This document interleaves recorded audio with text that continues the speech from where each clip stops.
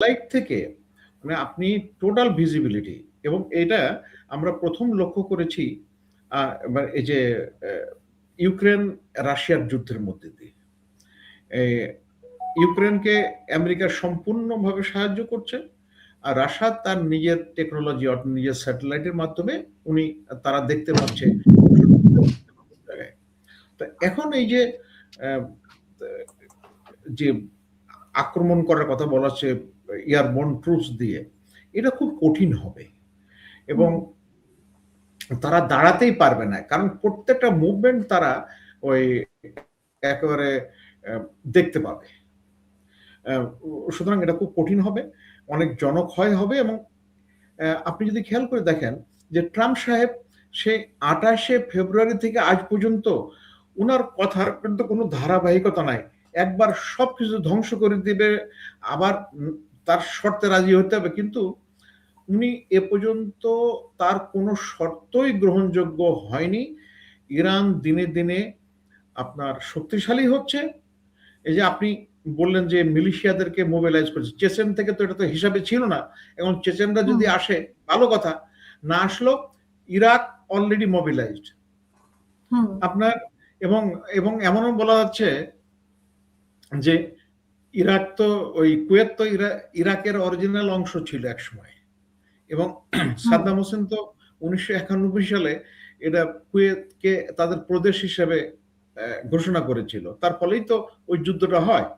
এখন এই ইরাক কুয়েতের পাশেই সব কাছে যে এলাকাটা দক্ষিণ ইরাক, এই জায়গায় কিন্তু শিয়াদের বসবাস বেশি।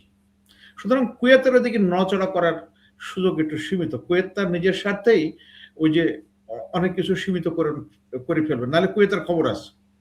কারণ কুয়েতের জনসংখ্যা কম এবং রাস্তা এমনই, ও ইরাকিরা চারদিক থেকে সমুদ্র হতেও আসতে পারে, আবার স্থলপথেও আসতে পারে।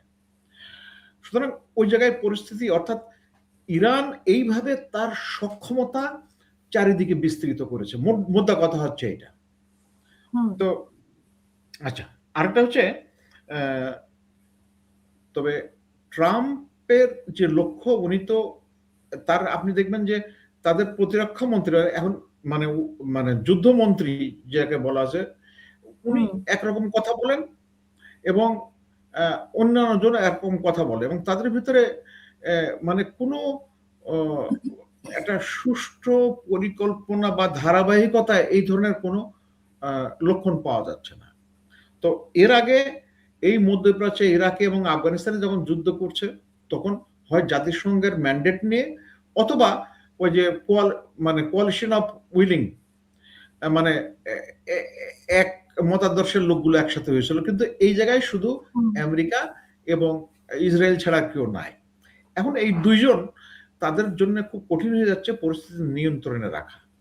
আরেকটা জিনিস হচ্ছে, দুইজন অদৃশ্য প্লেয়ার খুব মানে কার্যকরী ভাবে খেলছে, কিন্তু তাদেরকে আপনি দোষ দিতে পারবেন না। যেমন চীনের বেডু স্যাটেলাইট কনস্টেলেশনের মাধ্যমে ব্যাটল ভিজিবিলিটি যেটা পাচ্ছে, এটা কিন্তু সিভিলিয়ান ইউজও আছে এবং মিলিটারি ইউজও আছে, এবং এটা অত্যন্ত সূক্ষ্মভাবে ইরান তার মিসাইল দিয়ে তার লক্ষ্যবস্তুতে আঘাত হানছে।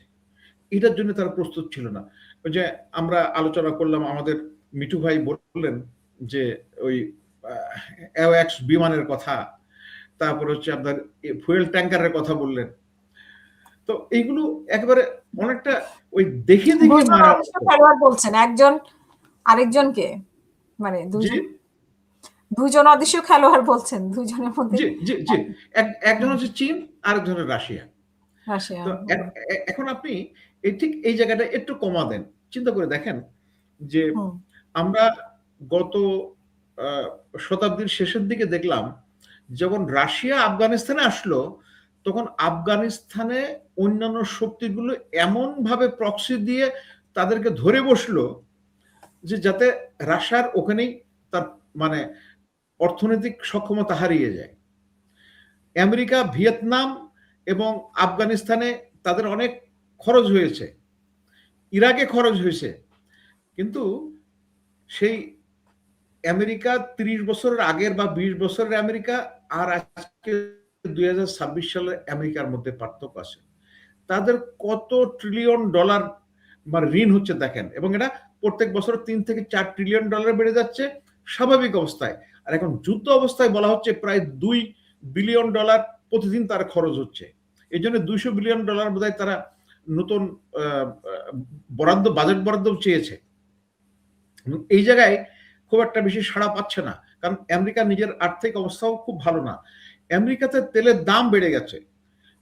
আপনি চিন্তা করে দেখেন, যুদ্ধ হচ্ছে এতে হরমুজ প্রণালীতে, আর তেলের দাম বেড়ে গেছে আমেরিকাতে, যারা মধ্যপ্রাচ্যের তেলের উপর নির্ভরশীল না। ইতিমধ্যে আমেরিকা যে ডলার, পেট্রো ডলারের যে প্রভাবটা ছিল সেটা কমে গেছে। এখন ইরান খুব টেকনিক্যালি যে কাজটা করছে, যে তুমি যদি ইউয়ানে তেল ক্রয় করো তাহলে তুমি এখান দিয়ে যেতে পারো। সুতরাং হরমুজ প্রণালী কিন্তু বন্ধ নেই। হরমুজ প্রণালী এখন তারা ফিল্টারিং করে পাঠাচ্ছে,